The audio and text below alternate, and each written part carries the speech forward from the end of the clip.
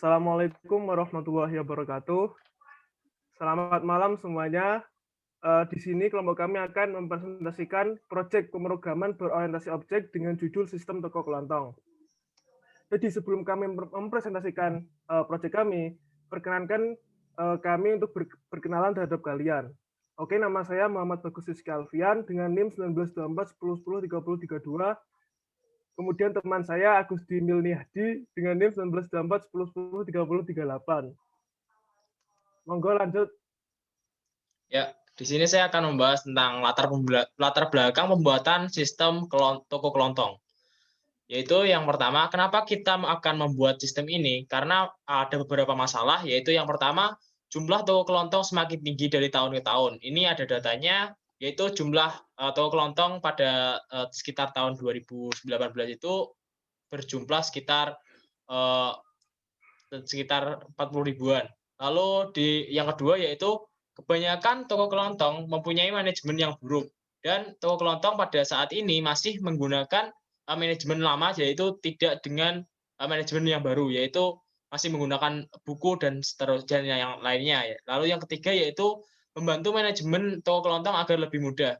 Tujuannya dengan ini nantinya yaitu agar dipermudah untuk memberikan diskon kepada member, agar diberikan kemudahan dalam menginputkan atau apabila ada barang masuk di dalam toko tersebut, dan yang lainnya. Lalu yang kedua yaitu fitur dari sistem toko kelontong kami. Itu yang pertama fitur pembeli. Di fitur pembeli nantinya ada fitur yaitu yang pertama mencari barang yang ada di toko, yaitu yang kedua menampung barang yang mau dibelanjakan ke shopping cart, yang ketiga yaitu merekomendasikan barang berdasarkan jenis barang. Yang pertama kita bahas dulu yaitu mencari barang yang ada di toko. Nantinya sistem kami rencananya akan bisa mencari apakah barang tersebut ada di toko atau tidak. Yang kedua yaitu setelah mencari lalu bisa memasukkan barang yang telah dicari tersebut ke dalam shopping cart. Ya, yang terakhir apabila di toko kelontong tidak ada barang yang dicari, akan direkomendasikan berdasarkan jenis barang dengan kategori yang sama. Selanjutnya yaitu fitur member. Fitur member ini sebenarnya seperti kita member di toko swalayan. Jadi ini akan mempermudah dan mendapatkan privilege lebih daripada fitur pembeli. Jadi fitur yang ada di member ini pertama itu pasti fitur dasar pembeli dan kemudian fitur diskon. Nah, di member kali ini yang paling membedakan yaitu fitur diskon.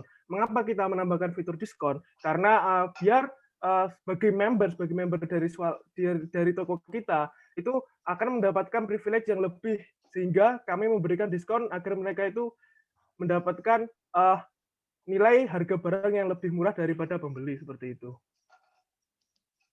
Lanjut. Selanjutnya yaitu fitur pemilik. Di fitur pemilik ada fitur menambahkan jenis barang yang ada di stok. Itu fitur ini pemilik toko kelontong bisa memberikan barang yang baru ke dalam stok yang ada di toko. Lalu selanjutnya yaitu menghapus barang di stok. Apabila barang sudah terjual habis, nantinya pemilik bisa menghapus atau menambahkan barang yang ada di stok. Lalu bisa melihat stok berdasarkan kategori, lalu juga bisa menambahkan jumlah stok barang. Apabila stok ada tetapi mau ditambahkan itu juga bisa. Selanjutnya ini draft desain atau kelas diagram, desain dari kelas diagram yang kami desain. Ya, ini diagram kami. Yang pertama itu sebenarnya ini terdapat banyak panah yang berbeda, nanti saya jelaskan perbedaannya dan fungsinya. Yang pertama itu ada kelas diagram pertama person. Jadi person ini kita ibaratkan itu sebagai orang biasa. Orang biasa yang memiliki nama, nomor HP, serta jenis kelamin, serta itu level-level itu nanti yang membedakan antara member, pembeli, sama pemilik. Kemudian dari person itu terdapat garis asosiasi ke member, pembeli, serta pemilik. Saya jelaskan dari member dulu. Jadi member itu memiliki anak parent kelas dari person. Jadi member itu seperti person, namun di dalam member itu terdapat atribut yang baru, yaitu ID name sama pass. Jadi member itu memiliki ID name tersendiri serta password sendiri. Kemudian metode dari member itu seperti yang dijelaskan fitur tadi, itu metodenya persis yang ada di fitur. Kemudian anak kelas kedua yaitu pembeli. Jadi pembeli ini tidak ada nama, tidak ada password, dia hanya bisa membeli, mencari serta menampung. Kemudian yang ketiga pemilik. Pemilik ini seperti yang dijelaskan oleh teman saya memiliki tugas menambah, mengurangi serta menghapus produk yang ingin dihapus. Kemudian di kelas diagram card ini seperti kayak keranjang belanja. Jadi tugasnya ini seperti alat penampung dari belanja itu sendiri. Kemudian card ini memiliki panah garis dependensi ke member serta pembeli. Apa maksudnya garis dependensi? Garis dependensi adalah sebuah garis yang memiliki ketergantungan terhadap kelas yang dituju. Jadi nanti kalau pembeli tidak membeli barang, berarti nanti tidak ada card seperti itu. Jadi card itu harus ada pembelinya. Kemudian card memiliki garis agresi atau garis agresi ke produk. Garis agresi ini memiliki arti bagian dari. Jadi kalau saya ibarat katakan card ke produk itu card itu merupakan bagian dari produk. Jadi card itu harus dibutuhkan agar bisa menampung ke produk. Kemudian transaction itu merupakan garis agresi ke card. Jadi transaksi itu ada jika pembeli itu membeli barang lewat card seperti itu. Kemudian transaksi memiliki garis asosiasi ke member dan pembeli.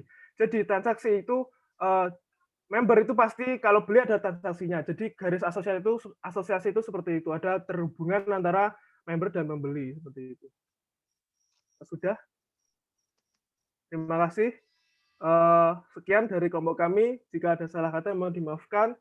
Wassalamualaikum warahmatullahi wabarakatuh.